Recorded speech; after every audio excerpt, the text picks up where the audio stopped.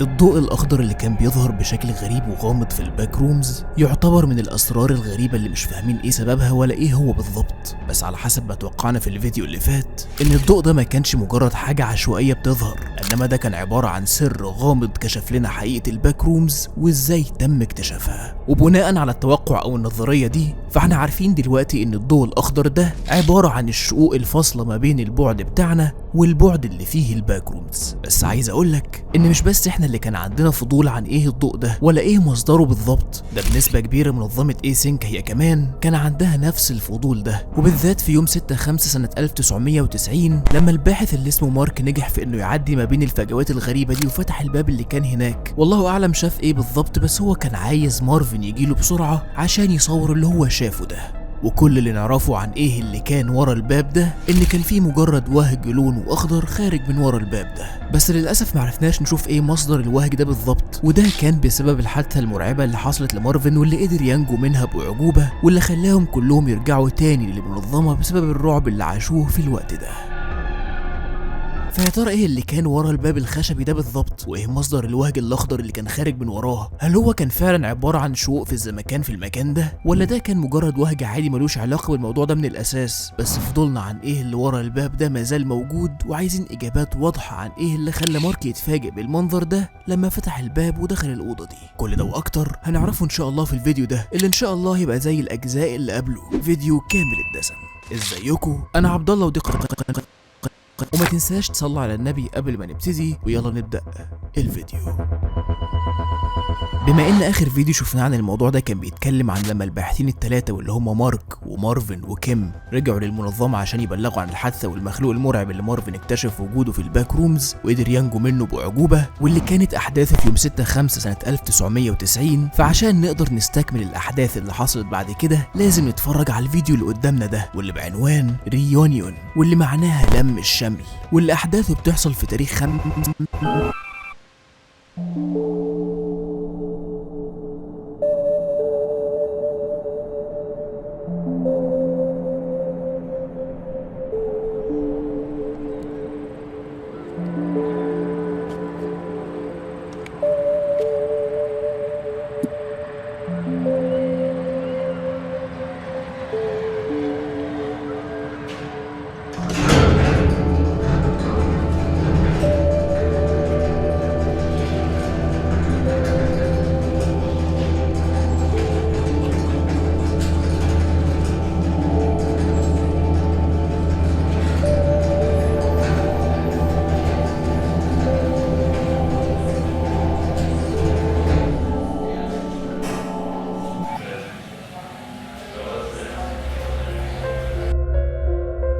زي ما شفنا قدامنا كده. الفيديو ابتدى لشروق الشمس على منطقة ما موجودة عند منطقة جبلية، واللي الظاهر كده انها موجودة في ولاية كاليفورنيا، واللي بعدها شفنا ان في شخص واقف كان بيكتب حاجة في مذكرة معاه، ولو ركزنا كويس في وش الشخص ده هنعرف ان هو نفس الباحث اللي كان قاعد بيتفرج على الاحداث المرعبة اللي حصلت مع مارفن لما وقع في واحدة من الفتحات الغريبة دي.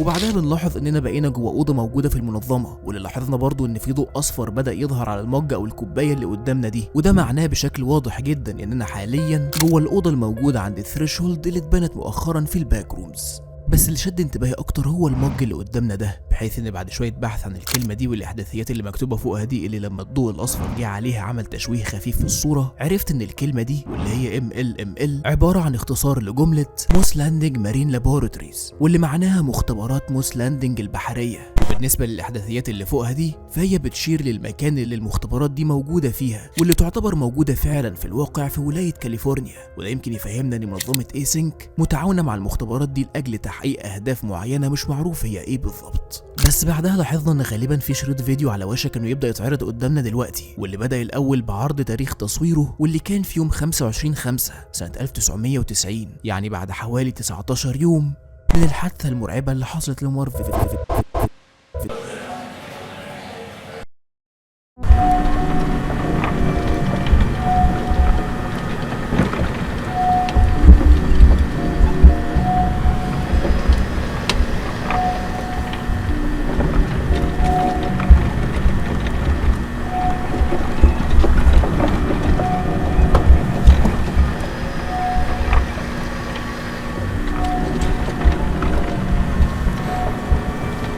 الظاهر كده اننا حاليا بنتحرك جوه الباك رومز بواسطه وسيله نقل متحركه، واللي الظاهر برضو ان في حد رايح لمكان معين علشان يودي كذا حاجه هناك، واللي بنلاحظ ان من بينهم جهاز عباره عن روبوت متحرك وفي كاميرا متثبته فيه. الظاهر كده ان في مهمه معينه هتتم بواسطه الروبوت ده اللي لسه مش عارفين هو رايح فين بالظبط.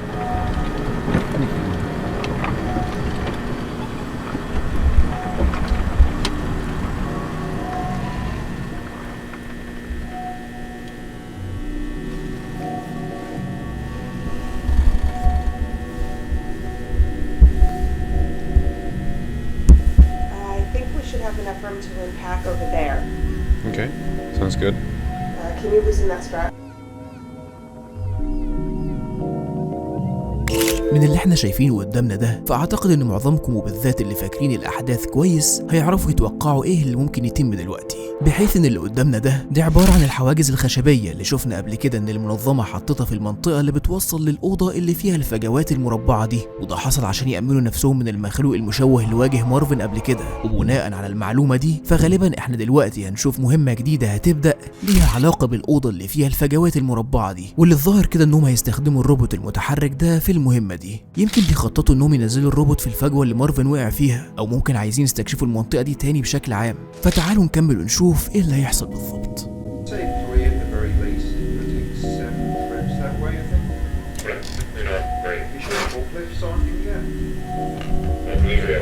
Watch your hands.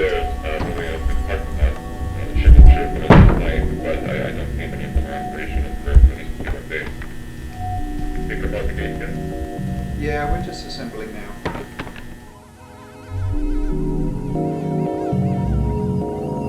بعدها بنشوف انهم فعلا بدأوا يشيلوا الحواجز الخشبية اللي موجودة على بداية الممر ده، وجهزوا المكان ببعض الأجهزة اللي هيستخدموها في المهمة دي. بس كان من ضمن الباحثين اللي بيجهزوا المكان ده هو الباحث اللي مدينا ظهره واللي وشه يعتبر ما ظهرش خالص، بس اللي لفت انتباهي هو شعره الطويل ده اللي يعتبر في جزء صغير منه نازل على ظهره. وبسبب كده اتوقع بنسبة كبيرة ان الباحث اللي قدامنا ده هو نفسه الباحث اللي كان موجود في اول الفيديو ده. الظاهر كده انه هيبقى واحد من الناس المشرفين على المهمة دي، بما انه يعتبر من اوائل الناس اللي اتفرجوا على الحادثة المرعبة اللي حصلت مع مارفن. بعد كده بنشوف ان جه دلوقتي الميعاد اللي هيبداوا فيه انهم ينفذوا المهمة بتاعتهم دي، واللي بنلاحظ انهم جهزوا الروبوت المتحرك ده في بداية الممر اللي قدامنا ده.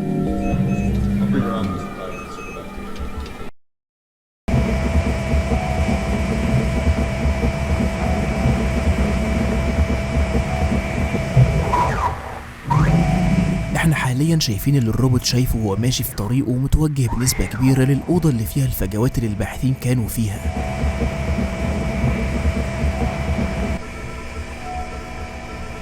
ومن الواضح كده ان الباحثين بيتحكموا من على بعد في الروبوت ده عشان يوجهوه للأوضة دي، واللي الظاهر كده ان لحد دلوقتي يعتبر الطريق آمن جدا ومفهوش أي حاجة غريبة خالص.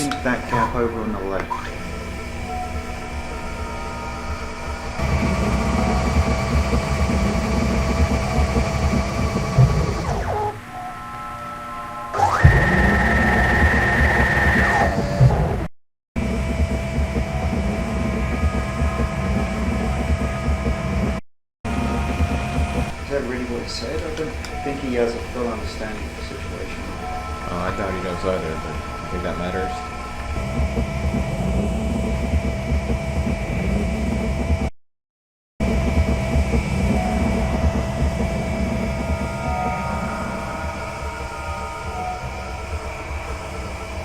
And here we are.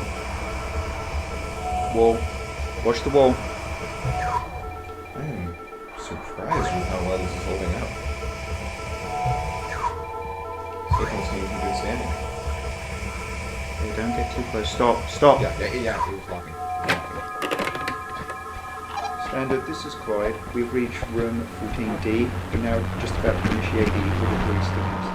واخيرا وصلنا للاوضه المرعبه دي، واللي يعتبر ما اتغيرش فيها اي حاجه من ساعه الحادثه المرعبه اللي حصلت فيها، واللي برضو الظاهر كده ان الروبوت ده كان مجرد خطوه لتامين الطريق ما بين الباحثين والاوضه دي بعد ما عرفوا ان في كيان غريب موجود في الباك روم.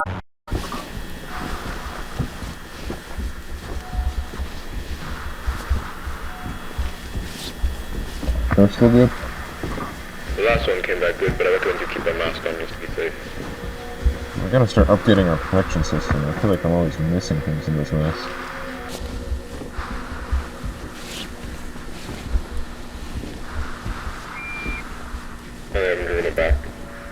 Oh, yeah. Yeah, maybe we're just conserving power, and then take it back in the cart when we get here. Hey team, this is Mark. You copy? Copy, read you loud and clear. We've just reached 14D. There are no visible signs of Marvin's friend. That is absolutely not the name we're going with. Oh, then you better start working on a new one. زي ما شفنا وسمعنا كده، الباحثين بعد ما اطمنوا خلاص ان فعلا الطريق يعتبر امن، بنشوف انهم بعتوا في الاول 4 باحثين للاوضه دي، منهم واحد مش لابس الكفر بتاع الستره بتاعته، ولما وصلوا هناك بلغوا باقي الباحثين انهم وصلوا بنجاح للاوضه اللي سموها 14D، وان مفيش اي ظهور لصديق مارفن، واللي طبعا كان يقصد بيه المخلوق الغريب اللي كان بيطارده قبل كده، واللي في ساعتها بنلاحظ ان اللي ماسك الكاميرا اتكلم ورد على الكلمه اللي هو قالها دي، وده يخلينا نتوقع ان اللي ماسك الكاميرا ده هو مارفن ذات نفسه، وانه رجع تاني للمكان اللي كان هيتسبب في موته. وبعدها بنشوف انهم بدأوا يحسبوا مقاسات الفجوات دي تجهيزا لحاجة عايزين ينفذوها هنا.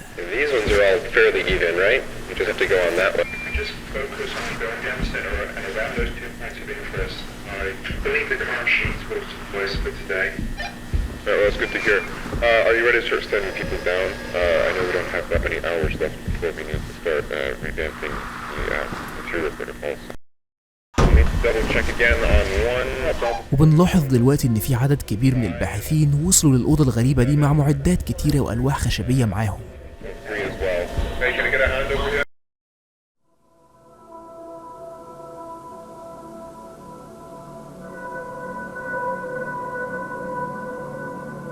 واعتقد دلوقتي ان بقى واضح ايه فايدة الالواح الخشبية اللي معاهم دي، واللي بنشوف انهم استخدموها عشان يغطوا الفجوات ويعملوا طريق امن لحد الباب الخشبي اللي في اخر الاوضة دي. بس بنلاحظ انهم ما غطوش الفجوة اللي مارفن وقع فيها قبل كده، وزي ما سمعنا من شوية ان مارفن كان بيسأل هل هم بيخططوا انهم ينزلوا ناس تحت ولا لا، وده يفهمنا انهم يمكن يجهزوا بعثة استكشافية مستقبلية لاستكشاف المكان الغريب الموجود تحت ده.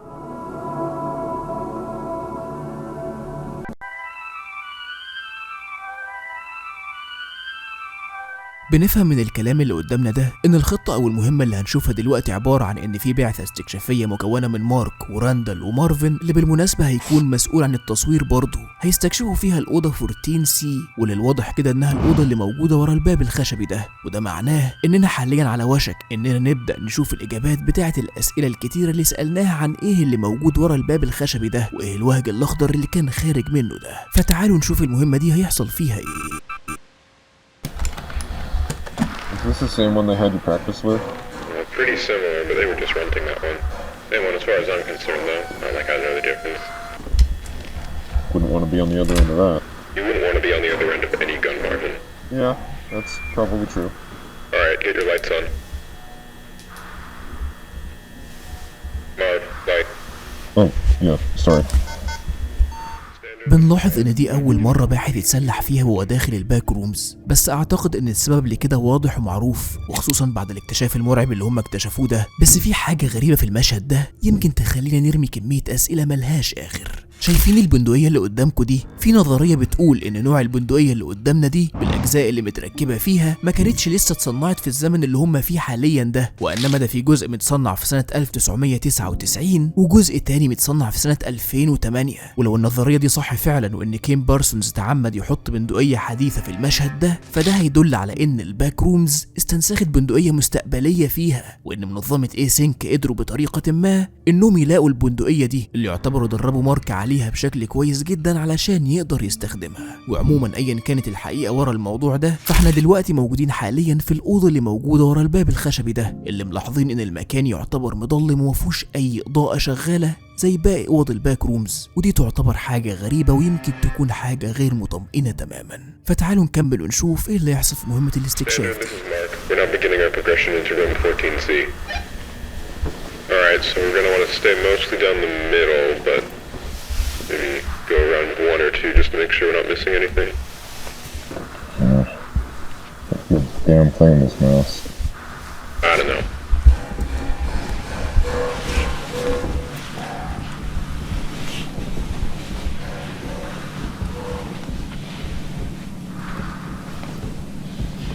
Okay, yeah, floor's different.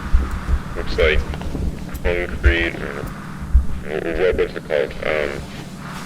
the stuff they layer over concrete to make it shiny. Epoxy? Yeah, epoxy. It looks like we got standard white drywall with black vinyl trim or wall base. And ceiling looks relatively the same, just tighter, smaller tiles. It looks like there's another space between the floor types. Huh. Oh yeah. If we can put a tape measure down there again. We got displaced tiles. Yeah. See anything? No, not really. Well, there's a little hole in the back. Oh yeah. Is that a wall back there? A wall? Or can't tell what that is. Well, it just looks like a wall.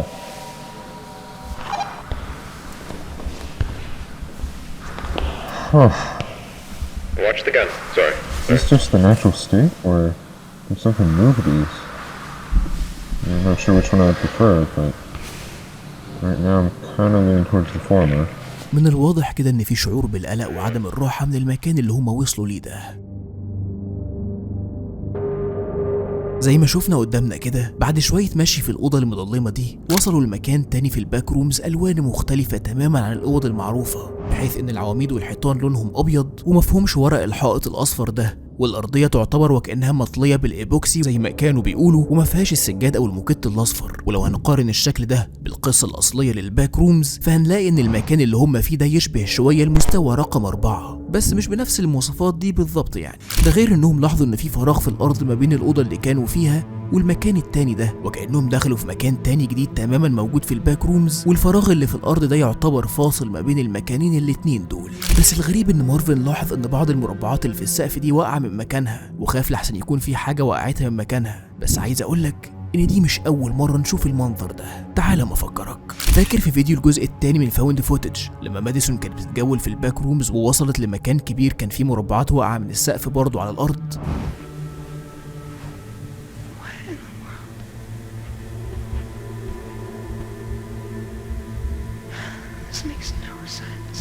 هل دي تعتبر حاجة عادية وإن المربعات دي بتقع لوحدها مع الوقت؟ ولا في كيان مش معروف ساكن في السقف وبيتحرك دايما وحركته هي اللي بتكون السبب في إن المربعات دي تقع على الأرض؟ ده يعتبر سؤال يخلينا نقلق ونشك إن يمكن يكون في كيان مش معروف مستخبي وبيتجول في السقف بتاع الباك رومز. بس تعالوا نشوف الباحثين دول هيكتشفوا إيه تاني في المكان الغريب المظلم ده.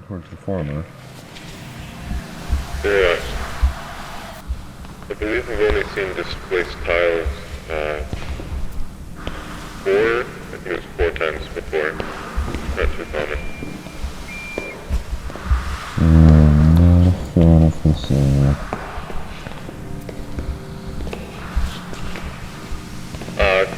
Guys, I found something. Yeah? You gotta look at this. What, is it right over there? Yeah, there's some sort of... No, you're right, this looks handmade. You can't determine that just by looking at it. No, I'm just assuming right now. Either way, you're right, it does look like some kind of map. Yeah. You know, it almost looks like... I think this is over around here, 14C. Yeah, it's Team A, come in, this is Mark. that's the area we came through, that's 14C, and there's 14D. Team A, this is Mark, do you copy? There's B-A. ما اظنش انها حاجة عادية ان يكون في خريطة مرسومة يدويا في الباك رومز، وخصوصا في المكان الغريب اللي يعتبر اول مرة يدخلوه ويستكشفوه ده. بس المنظر ده يعتبر فكرني بالرسومات اليدوية اللي كانت مرسومة على حيطان الباك رومز في فيديو الجزء الاول من الفاوند فوتج، واللي توقعنا انها عبارة عن فخ معمول علشان الكيان ده يقدر يهجم على كين بيكسلز. فهل المنظر اللي قدامنا ده عبارة عن فخ معمول لأي حد يجي في المنطقة دي، ولا في حد فعلا رسم خريطة للباك رومز على الحيطة دي؟ بس لو ركزنا في الرسمة دي كويس هنلاحظ ان الخريطة فيها تفاصيل عن المكان اللي هم فيه والمكان اللي هم جوهم منه، وده معناه ان اللي رسم الخريطة دي عارف تفاصيل المكان ده كويس جدا، وعارف برضه مكان الثريش هولد، وده هيخلينا نتوقع بنسبة كبيرة انه يمكن يكون Standard, do you copy? Repeat, this is Mark, do you copy? No, the signal's dead, we've gone too far. We gotta go back. What? You sure? We're not that far. Well, that's all the more reason to get... Well, if we do get back and they say it's just a non-issue and we just come back around, I don't see what the... Oh my god! He's got my gun! He's got my gun! He's got my gun! Don't move! None of you move! Okay, okay! I don't want to hurt any of you. But I will. If I have to, so please, just answer my questions and I'll be gone. How many people are out here right now? Down the hall, how many people are out here? Wait, I don't know. Peter? Oh, shit. Marv?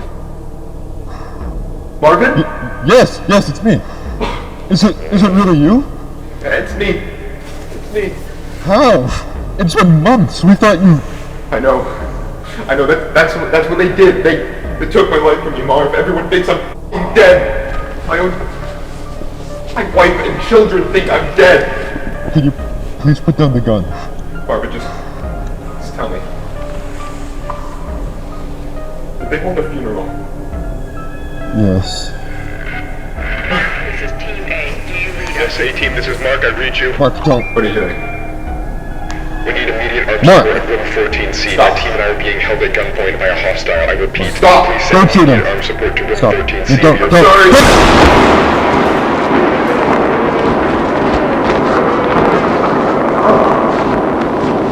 Marvin, I'm alive. But I want to tell them that I'm alive. I need to know.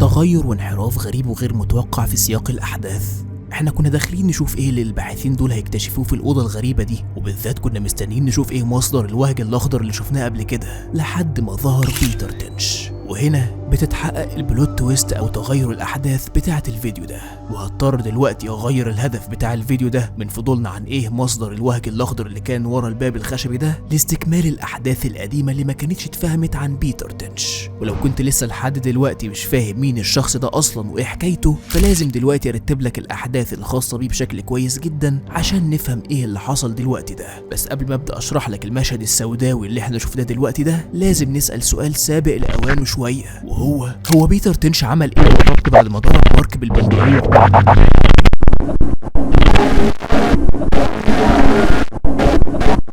وراح فين بعد اللي حصل ده؟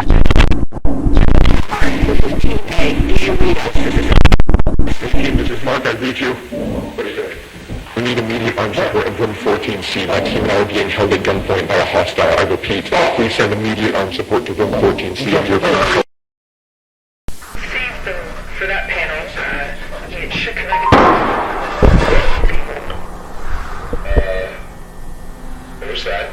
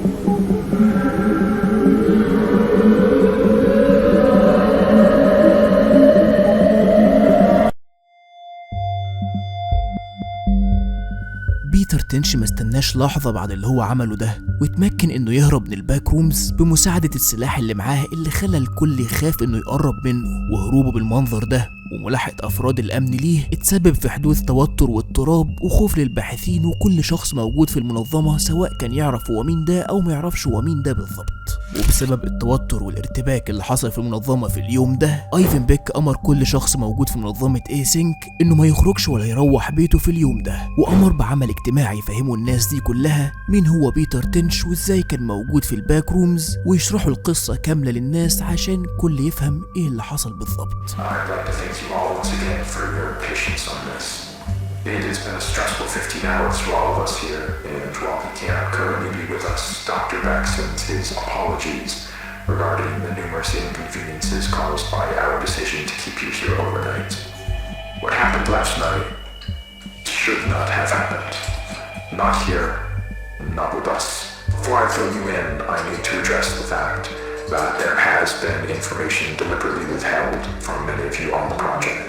However, I want to make it abundantly clear that following the events of last night, it has been proven to us that that method of conducting ourselves was not viable. So, I'm coming to you now to correct this mistake and begin delivering the authentic order of events as we understand them. وعشان الاجتماع اللي حصل ده يعتبر مدته طويلة وكله عبارة عن شرح للأحداث، وبالذات الأحداث اللي ما كناش نعرفها من ساعة ظهور بيتر تنش فجأة من شهرين من اختفائه، فأنا هضطر أحلل لك وأوضح لك القصة كلها بطريقة مفهومة من بداية دخول بيتر تنش للباك رومز لحد لحظة هروبه في اليوم ده.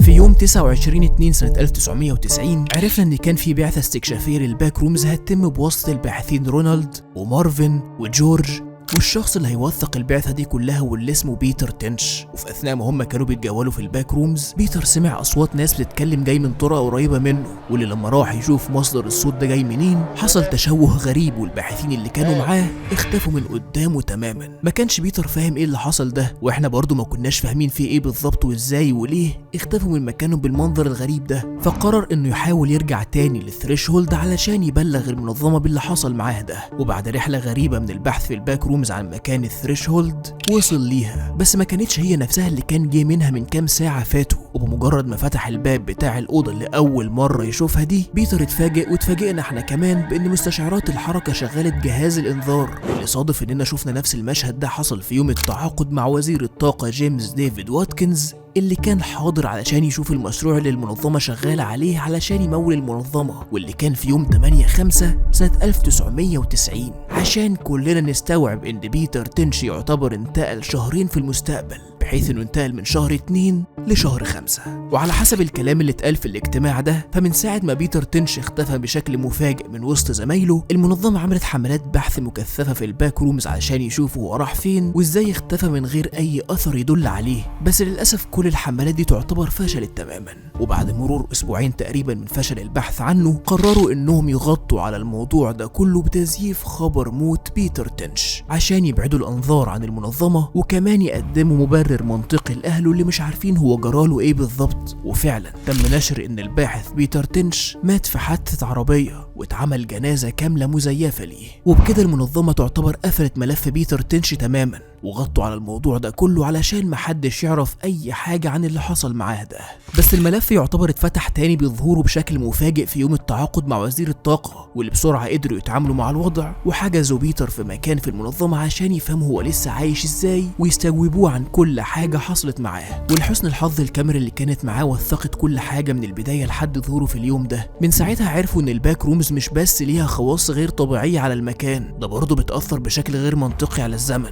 من بعدها بيتر تنش خضع لفحوصات طبية كتير عشان يتأكدوا من سلامة عقله وجسمه، وفهموه انهم زيفوا خبر وفاته علشان يغطوا على الاختفاء غير المفهوم اللي حصل معاه ده. والغريب انهم قالوا في الاجتماع ان بيتر كان متفهم تماما للقرار ده. من بعدها فضلوا محتجزينه بعيد عن الانظار لمدة 15 يوم تقريبا، ومفهمينه انهم بيحاولوا يشوفوا هيرجعوا يظهروا تاني ازاي بعد تزييف موته. بس للأسف بيتر مستحملش يستنى المدة دي كلها، وحس ان الباك رومز أثرت على عقله، وان كل اللي هو فيه ده عبارة عن وهم الوهم وإن الناس اللي حواليه دول عايزين يأذوه، فقرر إنه يهرب منهم ويرجع تاني للباك رومز، واللي من ساعتها اختفى تماما وما قدروش يعرفوا هو راح فين هناك بالظبط، لحد ما ظهر تاني في يوم 25/5 واعتدى على مارك وسابه في حالة حرجة وقدر يهرب منهم زي ما شفنا من شوية كده. ولو هتسأل سلاحه راح فين في اللقطة اللي كان بيجري فيها وإيده فاضية، فاتقال في الاجتماع إنه أثناء ما كان بيجري في باحث اسمه كيرك ماكسويل، واللي شفناه في فيديو قبل كده، حاول يشد السلاح من بيتر اللي بالغلط ضغط على الزناد والطلقة اتضربت في السقف، بس في النهاية قدر يسحب السلاح منه، بس ما قدرش يتمكن من بيتر وهرب منه. وأزيدك من الشعر بيت كمان قدر يهرب من المنظمة كلها، واللي من بعدها أفراد الأمن انتشروا عشان يمشطوا المكان ويشوفوا بيتر تنش راح فين، بس للأسف There's no easy way to say this other than to just say it. I am terribly sorry to inform you all, but Mr. Tench was found deceased halfway down the hillside. The result of an extreme blow to the head. It appears that while he was running through some brush, he failed to anticipate a sudden dip in the ground and tragically fell forward into a large rock. بيتر تنش مات المرة دي فعلا على حسب الكلام اللي اتقال في الاجتماع ده، بس من وجهة نظري الشخصية اعتقد ان 50% من الكلام اللي اتقال في الاجتماع ده عبارة عن كذبة جديدة علشان يخبوا بشاعة اللي عملوه عن كل شخص شغال في المنظمة. بحيث لو نفتكر من شوية لما بيتر ظهر قال لمارفن انهم دمروا حياته وولاده ومراته فاكرين انه مات بجد، وده يفهمنا انه ما كانش متفاهم القرار زي ما قالوا في الاجتماع. ده غير انه قال كمان لمارفن قبل ما يهرب انه يقول الحقيقة لمراته وولاده انه كان عايش طول الفترة اللي فاتت دي كلها. وهنا برضه في سؤال مهم، وهو ايه اللي يخلي بيتر بعد ما يهرب للباك رومز، بعد ما اعتقد ان ده كله عبارة عن وهم على حسب الكلام اللي اتقال في الاجتماع، يرجع تاني يحاول يخرج منها مع انه ما كانش يعرف اصلا ان ممكن حد يجي في الأوضة دي؟ وايه اللي خلاه برضه يقول لمارفن انه يوصل الحقيقة لأهله؟ ده كله بيوصلنا لإجابة واحدة بس، وهي ان منظمة A-Sync لما لقت بيتر لسه عايش بعد ما زيفوا خبر موته، قرروا انهم يرجعوه تاني للباك رومز عشان يموت هناك. بالإضافة كمان إني أتوقع بنسبة كبيرة إنه خبر إنه مات بسبب إن راسه اتخبطت في صخرة وهو بيهرب عبارة عن خبر مزيف تماما، واللي بيدعم النظرية بتاعتي دي هي اللقطات اللي ظهرت بسرعة في آخر فيديو الاجتماع ده. That is done, and there is nothing more to be extracted. زي ما شفنا قدامنا كده ظهرت بسرعة أكتر من لقطة قدامنا. أولهم كانت الحقنة اللي أتوقع بنسبة ضعيفة إن معناها إنهم خدروا بيتر وهو بيهرب وقدروا يحتجزوه تاني في المنظمة، أو يمكن برضو معناها إنهم حقنوه بمادة معينة عشان ينسى اللي حصل معاه. بس بعدها ظهرت لقطة الباحث واقف قدام وهج أخضر ضخم في الأوضة اللي هو فيها، وهنا أعتقد بنسبة متوسطة إن الصورة دي بتجسد المشهد بتاع ايفن بيك لما دخل المكتب بتاعه ولقى إن المادة الزجاجية اللي فيها عنصر التليريوم بتتكسر وبتتوهج باللون الأخضر زي ما شرحنا في الفيديو اللي فات. وبعدها ظهرت لقطة كمان بنشوف فيها مشهد وكأنه اجتماع وفي ناس بتفكر في حاجة معينة. قد تكون الصورة دي بتجسد مشهد المنظمة وهم بيفكروا في سبب مناسب يزيفوا بيه موت بيتر تنش، بس الأهم من اللقطات دي كلها هم آخر لقطتين ظهروا، واللي بيظهر فيها صور لشخص ماشي في شارع وسط البيوت متصورة بواسطة كاميرا مراقبة، وده اللي يخلينا دلوقتي نتوقع بنسبة كبيرة إن بيتر تنش قدر فعلا يهرب منهم، وإن الكلام اللي اتقال عن موته في الاجتماع ده ما هو إلا كذبة جديدة من ايفن بيك عشان يغطي بيها للمرة التانية على الجريمة اللي هم ارتكبوها في حق بيتر تنش. وفي النهاية بنشوف مشهد للتليفون بيرن في المنظمة وفي صوت تلفزيون شغال بنفس الصوت بتاع التلفزيون اللي كان في فيديو اوتوبسي ريبورت.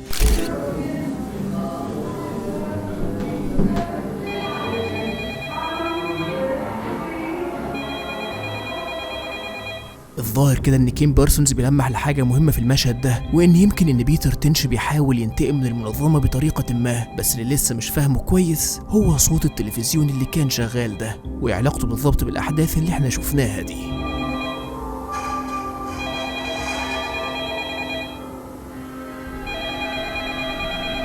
بس استنى، عشان نبقى فعلا قفلنا ملف بيتر تنش تماما لازم اعرفك ان في لينك لفيديو غير مدرج موجود في الديسكريبشن بتاع الفيديو اللي قدامكم ده.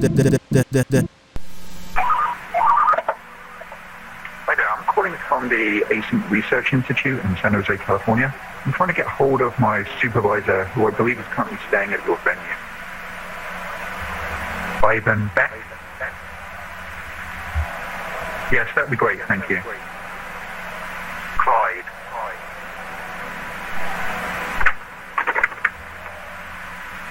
just me. Do you have a second? Fair point. So I've got a bit of a problem going on over here. About 45 minutes ago, I was called back down to KB31 because apparently, while the Department of Energy was reviewing our contracts, an employee managed to set off the complex motion sensors. Actually, that went perfectly. We've got all the initial signatures, and the contract should be executed by next week. Well, I'm glad to hear it. Back to the problem though. So I get called down to figure out why we have a fully suited employee in the complex after hours on an off day. But I have no idea who this is. He's definitely not on the project. Well, I tried to talk to him, but he's completely disoriented. He doesn't seem to know where he is or who I am. Yeah. He said his name was Peter Tench.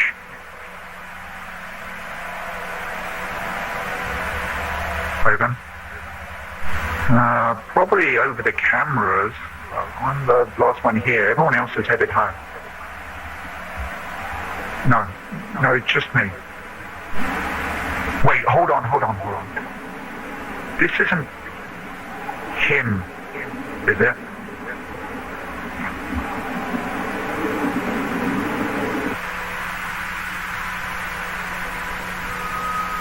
زي ما سمعنا كده، المكالمة دي كانت بين باحث اسمه كلايد وايفن بيك ذات نفسه، واحداثها بتدور في اليوم اللي بيتر تنش ظهر فيه، اللي هو يوم التعاقد مع وزير الطاقة. واللي لاحظنا ان ايفن بيك يهتم يعرف الاول هل التعاقد تم بنجاح فعلا ولا لا قبل ما يستفسر عن باقي الاحداث اللي كلايد بيكلمه عليها. واللي بالمناسبة بعد البحث عن مين كلايد ده، فاكتشفت ان هو نفس الشخص اللي شفناه في اول الفيديو ده، واللي الظاهر كده انه شخص قريب من ايفن بيك عشان يكلمه بشكل مباشر ويعرفه على الاحداث الغريبة اللي حصلت مباشرة.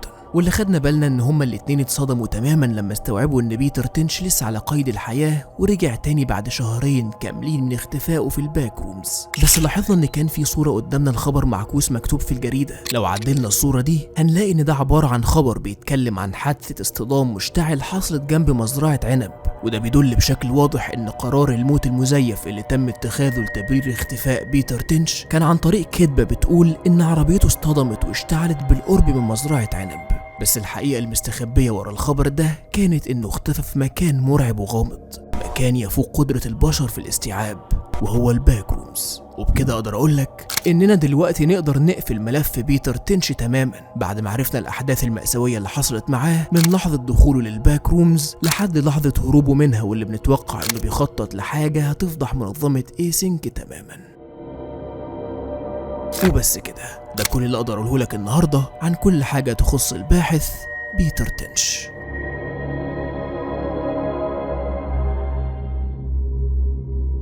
فيا ترى ايه الاحداث اللي هنعرفها بعد كده؟ هل هيقرروا يرجعوا تاني يكتشفوا المكان اللي ورا الباب الخشبي ده من بعد الحادثه اللي حصلت دي ولا لا؟ ويا ترى ايه الشيء الغريب اللي اكتشفوه لما قرروا يفحصوا لمبات الفلوريسنت الموجوده في الباك رومز ويفحصوا مصدر الطاقه اللي مخليها شغاله على طول كده من غير اي انقطاع تماما؟ وما زلنا برضه لسه عايزين نعرف ايه الاحداث الغريبه والمرعبه اللي حصلت في فيديو الجزء الثالث من الفاوند فوتج. كل ده هنعرفه بالتفصيل ان شاء الله في الاجزاء اللي جايه من الباك رومز من نوعيه تحليل فيديوهات قناه كيم بيكسلز. وفي النهاية أحب أقولك خلي بالك من نفسك، وخلي بالك من الأماكن اللي أنت بتقف فيها، لأن ممكن بكل بساطة تقف في مكان غلط ويحصل لك نو كليب وينتهي بيك المطاف وحيد ومستني موتك في الباك رومز.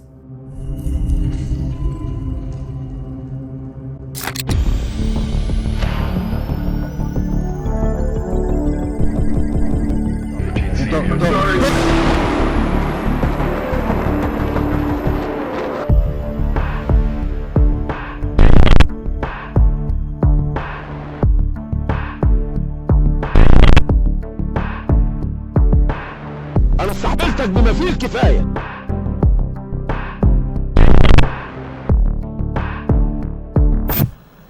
ثلاثي العجب، نحن في الطريق.